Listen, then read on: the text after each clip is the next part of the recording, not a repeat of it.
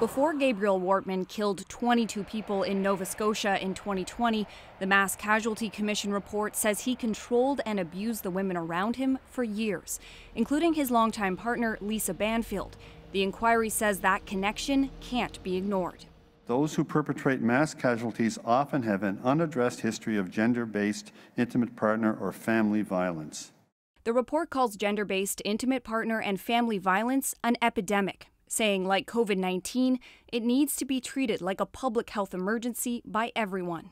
Women have been carrying, through community-based organizations, the burden of protecting women almost exclusively for far too long. It's time for men to step up.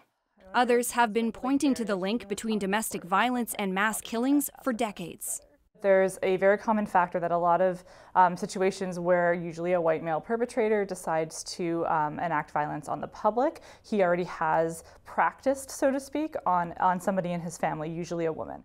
In this case, the gunman's violence on that awful weekend targeted Banfield first. But the commission says RCMP did not treat her like a survivor, at one point charging her with providing ammunition. The report says the Mountie's actions is why survivors of intimate partner violence may not go to police. The way she was treated in the aftermath of this massacre, which began as an assault against her, is disgraceful.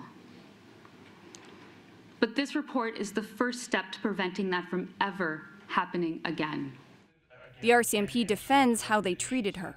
Our officers treated her in a very respectful, trauma-informed. The inquiry calls on governments at all levels to do more to fund programs that deal with domestic violence. Services they say have been underfunded for years, to the point where women's lives are at risk.